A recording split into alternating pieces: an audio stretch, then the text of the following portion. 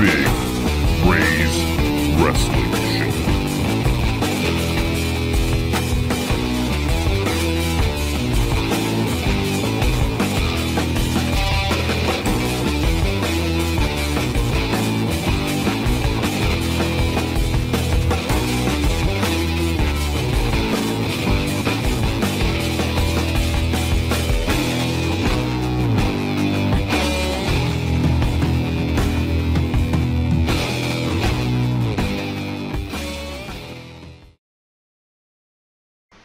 Ladies and gentlemen, this is Big Ray's Wrestling Show. You know me, I am the Mark of the Masses, the man with the plan, Big Ray, here to stay to talk some WWE TLC and Stairs, apparently, 2014 today. And it is my privilege and honor to join my Can-Am brother from the north, my Canadian compadre. I call him the Canadian Destroyer, TNA reporter here at OneWrestling.com, Mr. Andre, on Twitter, _Corbeil. What's up, big guy?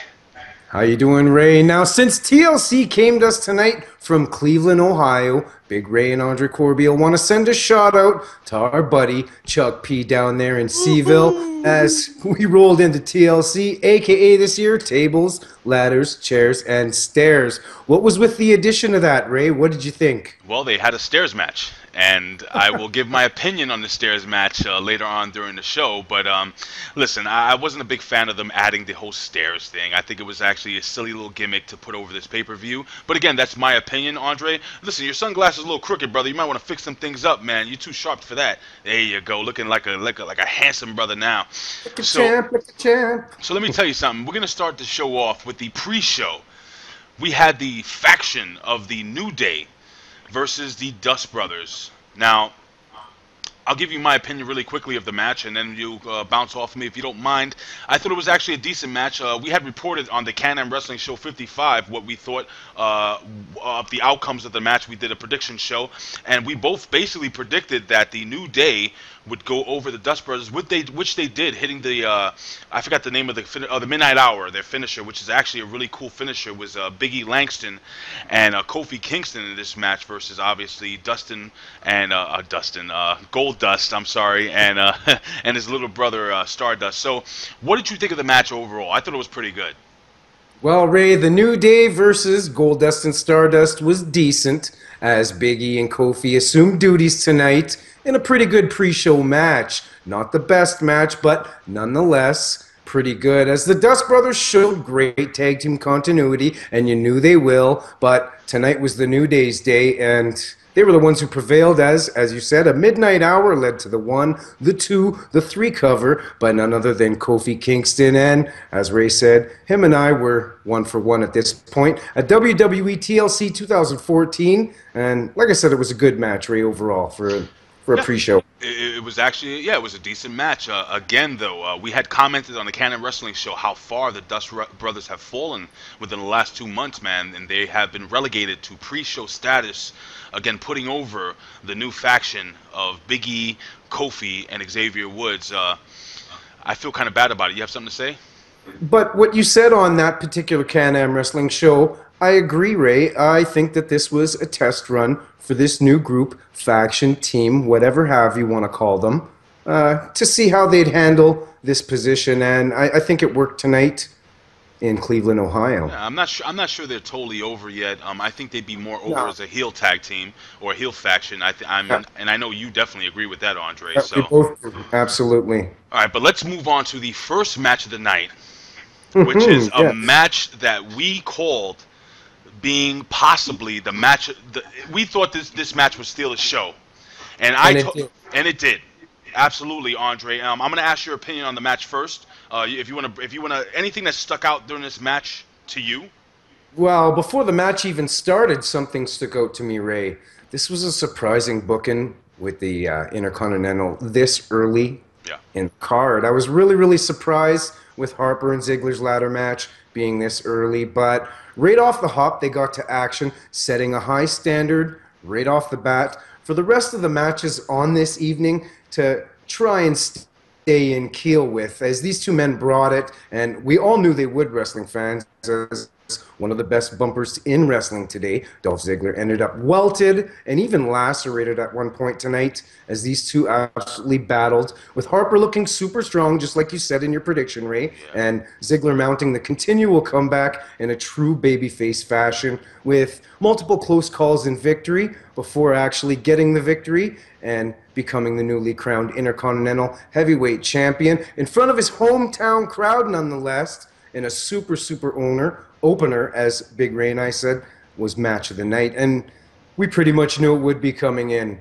Dude, so we were 2 for 2 at this point, Ray. Two for two. Let me tell you something. That super kick, when they put both ladders together, and that super kick off the ladder, man, that was well done. Now, really quickly, they book Dolph Ziggler from Hollywood, Florida. Everybody knows he's from Cleveland, Ohio, so I think they should actually just change it. Book him for where he's from. I mean, he's a hometown guy. Let me tell you something.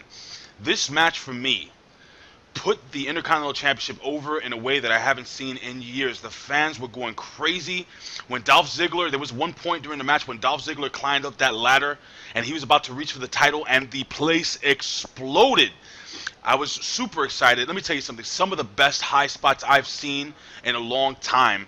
And we had blood, Andre. We had legitimate real blood on their arms, blood on their back. It may have been accidental. Let's be honest here. It was, yeah. The announcers put it best, like you just related to, that the Intercontinental Heavyweight Championship used to be the springboard as the next big star to contend and be in contention for the big belt. And it seems like this is the way this was booked tonight, and it was a home run. Best match of the night. I was very entertained throughout this match. I haven't enjoyed, Andre, and I'm being honest, I haven't enjoyed a ladder match as much as I have in years. I'm talking about WWE wise, because I've seen some really great... I was just gonna bring up the triple tag team ladder match between the Wolves, the Hardys, and Bully and Devon, but that's another story. Right, but I'm definitely talking about WWE wise. This match had it all. They used the ladders perfectly. The spots were great. They told the story. I love the look on Luke Harper's face when kind of like that sadistic look that Mankind used to have back in the day. The spaced out and out there look. Right. I'll tell you, Dolph Ziggler really sold well. It was just a great match, fun match for me. I know this is the first official match of the evening. Hands down, for me, the match of the night. Andre, your opinion? And the bookers had to know that everyone else on the card was going to end up being hard-pressed to pass this performance tonight that was the opener. So I don't know what they were thinking, but it got me right into the pay-per-view, right off the hop. But the question is, fans, did the rest of the pay-per-view keep me reeled in? And you're going to find out. Well, we go from that epic match into a stairs match. Erick Rowan versus The Big Show. They might as well have shot this in slow motion, because that's what this match was. It wasn't a bad match, but there was nothing that really excited. Oh, you know what? The only spot that I enjoyed was seeing Rowan slam The Big Show on those steps and seeing The Big Show's body kind of crash and come back up. I mean, what did you think of Erick Rowan's strength during this match? Well, if you watched our Predictions Can-Am Wrestling show, we both thought that this would be an absolute stinker. However, it wasn't bad, wrestling fans. Not bad at all. It had a quicker pace than I originally was expecting and anticipating in this no count out. It was also no DQ, and as you said, a stair match, Ray. And it waged inside, outside the ring with all sorts of stair offensives as they were set up all down the aisleway throughout this match, with the Big Show on the offense through, I'd say, the bulk of this match, Ray. I especially enjoyed the spot with the Big Show spearing Rowan through the wall of stairs that was set up in the aisleway. And I usually don't agree with what Kevin Cole says too often, but as he called it, it looked like stair bowling, and indeed, it looked like stair bowling. Yeah, Michael Cole did put that over. The only thing is, I don't know if you noticed that the fans really didn't pop for that spot. It was a pretty noisy spot, Ray, with all the mountain crashing down. So who knows? We weren't in attendance tonight, but we were sure watching from our homes. Now, this was slightly before the show ended up using the steps to actually pin down Rowan to the mat with absolutely zero chance of kicking out. A very, very smart intellectual move from a very, very smart big man. And like I said, a good match, and this made Andre Corbeil 4 for 4 tonight at WWE TLC in my predictions. So you picked the Big Show going over Erick Rowan, right?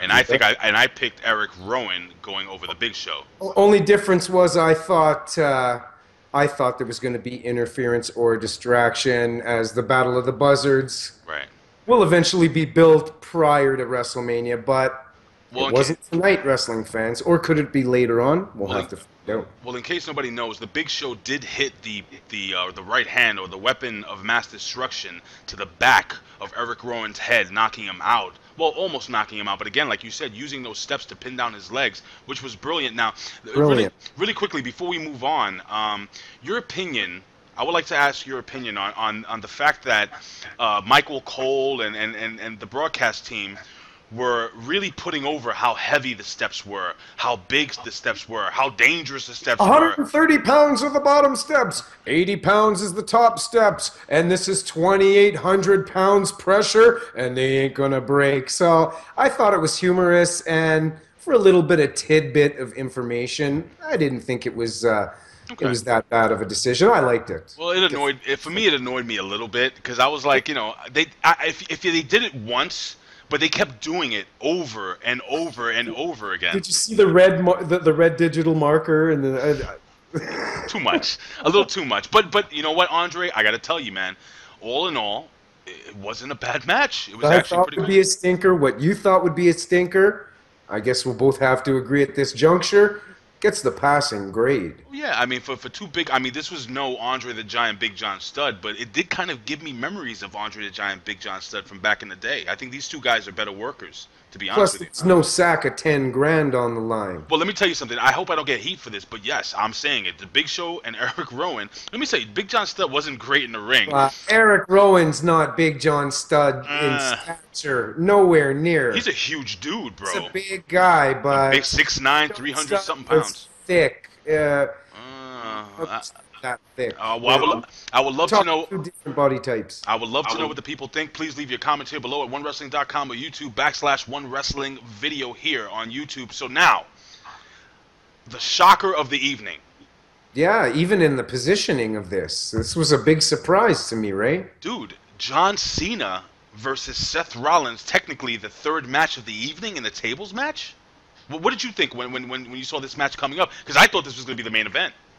Personally, this is my own personal opinion, and this does not reflect the opinion of OneWrestling.com, One Wrestling Video, or One Wrestling on Twitter, but I think this will personally shut up a lot of people that whine and complain about Cena always being in the main event picture. This was WWE answering the call and writing what a lot of people have been complaining and whining about for quite some time as a wrong. So, in my opinion, I'm going to defend WWE, and this was wronging a right and changing it up a little bit. And there's nothing wrong with changing it up and doing something fresh. And this was indeed fresh.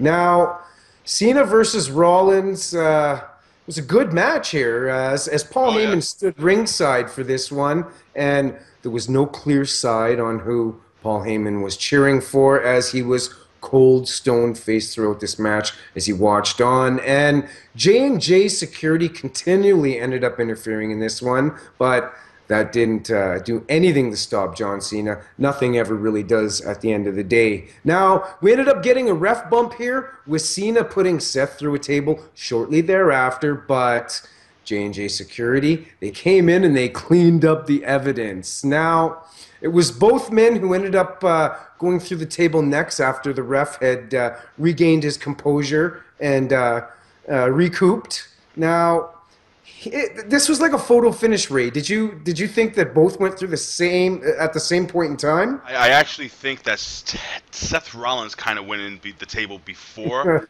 just before, because of the way that John Cena was actually kind of cradling into the table. But it's neither here nor there. I mean, they did a great job at that spot. The match after a photo finish, and long story short, Cena then attempted to put Seth through the announcer's table, but a botch happened here and the table didn't break. All of a sudden, we had the Show come down and attack Cena, so that must have been a cover-up, and we followed up with Roman Reigns returning to make the save, all before Cena gets the big win by putting Rollins through the table and making Andre Corbeil 5 for 5 tonight at WWE TLC. And Ray, we started off so good on the prediction show. We were Andre, same, and it just went south, brother. dude, you were leaving out a huge part of what happened at the end of this show, at the end of this match.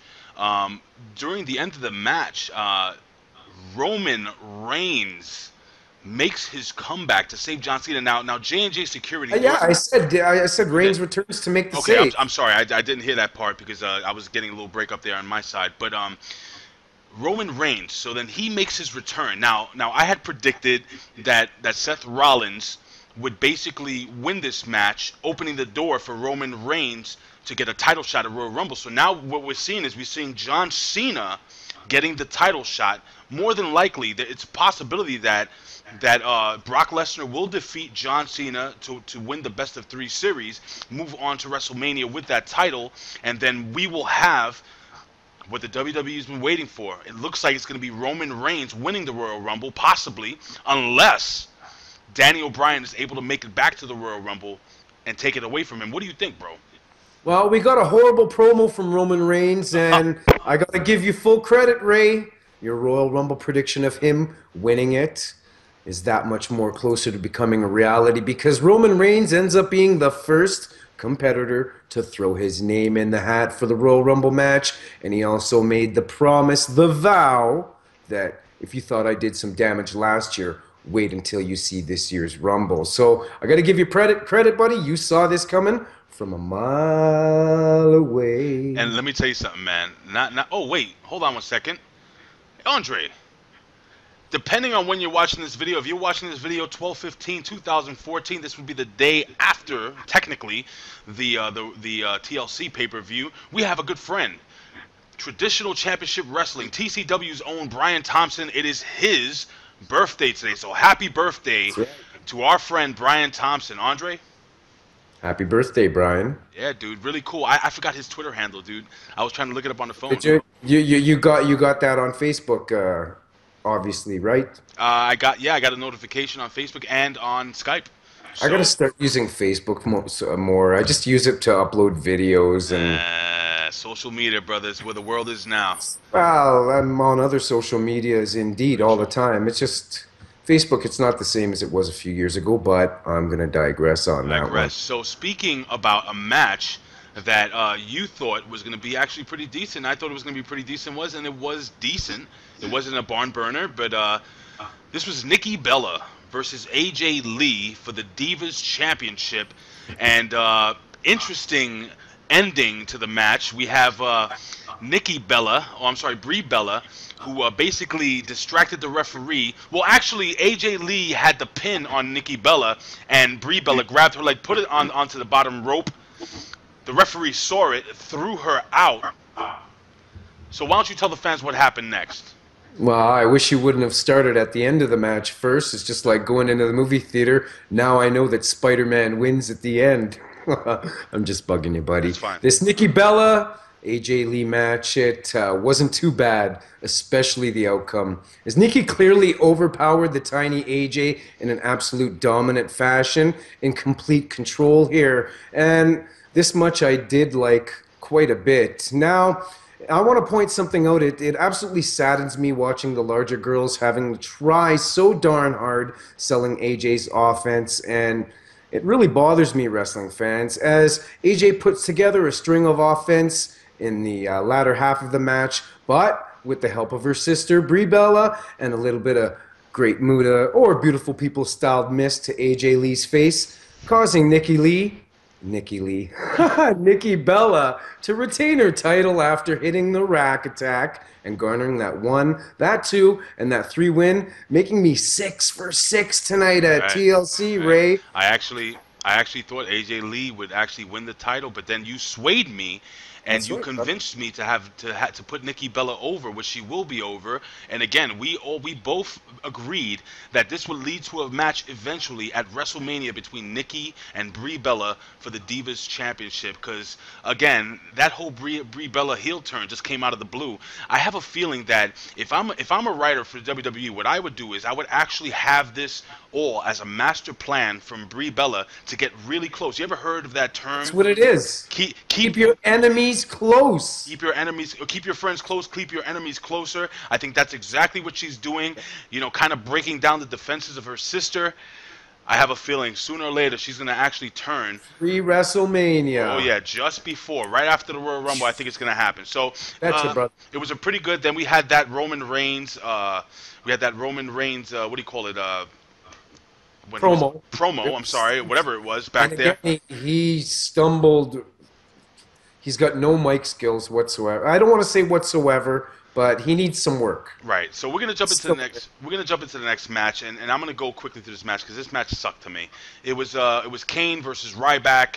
It was good because the fans. It's when I took my snack break, Ray. So you can take it from here, and all I know is the ending. So take it away. Well, basically, Kane and Ryback beat each other with chairs. The fans chanted, "This is boring," and Ryback hit the shell shock for the win. That's it. It was a stinker of a match, right? It was a stinker of a match. Stinker match of the night, Ray? For me, yes. Saw that coming, right? Yep. Now, 7 for 7, buddy. 7 for 7. So now, why don't we jump into a match that actually was pretty decent for the United States Heavyweight Championship. We had Rusev, Putria Rusev Machka versus Jack Swagger, and Zeb Coulter is out indefinitely with that broken leg. Why don't you break down what happened during this match and tell us, your opinion on the match overall, Andre, and then I'll feedback on you. Rusev versus Swagger for the U.S. title wasn't a bad match at all. A little short, Ray, as Jack Swagger flew out of the gate here really, really fast and continues to be over big time with the crowd and that audience. They were chanting "We the People" and involved in any little move that he made in this short match. But it didn't last long, wrestling fans, as repeated camel clutches, and yes, they're camel clutches, I refuse to call it anything else, from Rusev, faded Swagger away into unconsciousness at one point until, when it seemed like it was all said and done, he regained his consciousness and absolutely reversed this, turning into an ankle lock. But the tap out was to no avail as he walked right into a big foot from Rusev and shortly thereafter ended up tapping out to submission in the clutch shortly after. Now, Ray and I both chose Rusev to retain here in a dominant fashion, and this certainly was the case at WWE TLC 2014, going 8-for-8. Right. Well, I also picked Rusev to defeat Jack Swagger. Now, this is the first time that we've seen anyone break out of the camel clutch or the accolade. So showing a little kink in the armor as we had Jack Swagger reverse it into the ankle lock. Again, it was a pretty decent match. Yep. I enjoyed it very much. I liked it. I thought it was a good match. And it's a passing grade here too. But I do wish, now, my opinion is that they should have switched the IC title match with the United States title match in its place on the card, because I think this would have been great. A great spot for Ziggler and Luke Harper. What do you think, buddy? Well, like I said, it was a surprising booking having the IC Championship match that early in the card, but I'm glad they did it this way. I give the WWE. I sound like Hulk Hogan. We're going to take on the WWE. Ultimately, I thought it was a good decision because, like I said earlier in this show, it set the standard and the stage to try and be top throughout the rest of the night. So everyone coming out in a match post that match was going to do their best and put their effort 100% forth. So I'm glad they did it that way tonight at TLC. Absolutely. Now, WWE, brother. So now we go into the surprise for me, the surprise main event of the evening. That's right. And let me tell you something. This may not have been the match of the night, but it was damn close. We had ridiculous high spots by Dean Ambrose. Dean Ambrose versus Bray Wyatt. And what we knew was going to be a great match. These two guys were unbelievable in this match. I really enjoyed it. Great storytelling. Dean Ambrose, over the top character, going crazy with the chairs. How many times did he jump off the top of the ladder onto Bray Wyatt through tables? It was just really, really good the way these guys were really selling the story, and man, I definitely enjoyed this match. Andre, your opinion, my friend? Absolutely. This TLC match was quick off the draw. It was a brawl-out brawl that delivered, in my opinion. We had chair shots. We had ladder spots. We had kendo shots, repeated. But don't be fooled, wrestling fans. There was also some wrestling within this main event match. But at the end of the day, destruction was the main menu on the plate tonight at TLC, as Ambrose launched 2 multiple elbow drops off the ladders in the aisleway, crashing Bray right through 2 different tables, right before launching off a 25-foot ladder, putting Bray through the announcing table, and that wasn't even that. Ultimately, at the end of the day, it took a TV monitor blowing up in Dean Ambrose's face after he unlodged it, and the cord broke, finally to give Bray that edge and hit in the Sister Abigail for the win, and the 1-2-3 as Bray gets the win, and I was that damn close to calling a pay-per-view perfectly, but Andre Corbeil's going to digress. Well, I did call the fact, Andre, if you guys follow us here at the Can-Am Wrestling Show, I did say that there are rumors. Again, these are rumors, not totally confirmed yet, that there is a possibility they are building Bray Wyatt for a match with The Undertaker at WrestleMania 31. Andre? And Ray, just in case the fans that were tuning into that show, you were calling him Mike Enos, it's Mark Calloway. Mark Calloway, Mike Enos. What the hell? I was tired, dude. Yeah, you were talking about WCW and Mike Enos. I had no clue you were talking about The Undertaker until you started talking about the match. So, yeah, mean Mike Enos, it ain't. All right, well, I know you meant I know you meant Mark Calloway. It was just right. So listen, I called this match. I knew they were gonna put Bray Wyatt over. Again, if the rumors are correct, Bray Wyatt will be facing The Undertaker WrestleMania 31. I know a lot of people want to see Sting Undertaker. I don't think that's gonna happen. I think the WrestleMania match will be Sting Triple H. That will be that match. But anyway. That's if they don't pull the trigger at the Royal Rumble or what have you. Right. But fans, Ray and I are interested to hear your opinions pertaining and relating to whether you wanted to see Icon versus Phenom, or if you're happy to see the Buzzard Master versus the Phenom. Comment below and let us know. So, Andre, all in all, this match was an excellent match to end the pay-per-view. Yep. It was that close to being best match of the night. So ultimately, this pay-per-view began on a super high note, drifted kind of like a saddle, but near the end, came right back up to the top of the groove, capping off a decent pay-per-view that I was entertained, enjoyed, and what are your overall thoughts pertaining relating to tables, ladders, chairs, and stairs? Well, all in all, I actually thought that this was a decent pay-per-view. Actually, I thought it was a good pay-per-view. It was much better than the last one they just had. The last one I think was about a 5. I would give this one maybe a 6 or a 7. Good booking. I was actually. I like when not the obvious thing happens. Different booking, yeah. Different booking. Different places on the cards for the superstars, so on and so forth. So I like the fact that John Cena was not the main event. I like the fact that they gave the main event to 2 potential superstars of the future, and these guys proved that they can actually put over a pay-per-view, which they did. I love the fact that Dolph Ziggler looked really strong in his hometown, but at the same time, so did Luke Harper. Luke Harper looked amazingly strong. The girls told a decent story. I mean, you had a couple of stinkers here and there, but even the match that we thought would be the stink of the night with Big Show and Erick Rowan wasn't.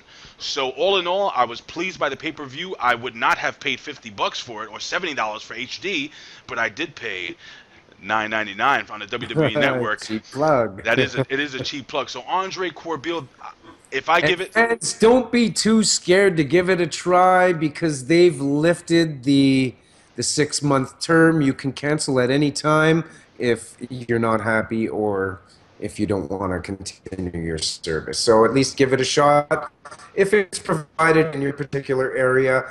Obviously, there's some areas of the world that are still waiting, but that's another story, and I'm sure WWE are getting the bugs and the legalities kinked out. Yep, absolutely, Andre. So listen, my friend. Yes, go ahead. Something just popped in my mind, Ray. What's that, buddy? Do you think they put John Cena that low in the card because they figured there may have been an outrage if they capped off the end of this pay-per-view with John Cena earning a title shot against Brock Lesnar? Maybe that was strategic booking. Comic Pro fans, let us know what you think. I don't think so, Andre. But I do like the way they ended the pay-per-view again. I do. It was different. And that's what I love about. That's when I loved wrestling the most. When it was unpredictable, when it was different booking. There was no way I thought Big Show, believe it or not, was going to go over Erick Rowan as big a push as they're giving this guy. And to be honest with you, man, all in all, I thought it was a really good pay-per-view. So, ladies and gentlemen, again, you can follow us here at OneWrestling.com, One Wrestling Video here on YouTube. Don't forget to follow us on Twitter at One Wrestling. Follow me on Twitter at Big Ray Show. Follow Andre Corbeil at Andre_Corbeil. Don't forget Bill Schuyler at You Got the Show. Billy Ray Valentine at Billy Ray Hustle. And, of course, the legend, the icon, Mr. Bill Apter at Apter One Wrestling. Andre, do you have anything to say? And you can follow us both at Can-Am Wrestling on Twitter as well. Absolutely. So, ladies and gentlemen, again, I say this every single time, but I like you to give your little catchphrase to send us home, brother.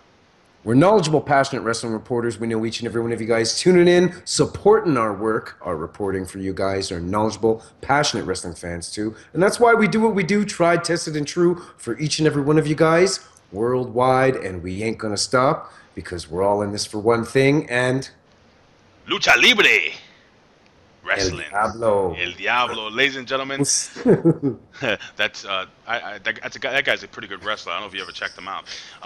It's an icon. Ladies and gentlemen, I say this every single time. I would do this for a living, but if I can, I would do it anyway. Why? Because I love talking wrestling. Andre, in the words of our main man, Bill Apter, we will see you at the matches. Thanks for tuning in, everybody. Peace, guys. Thanks for watching.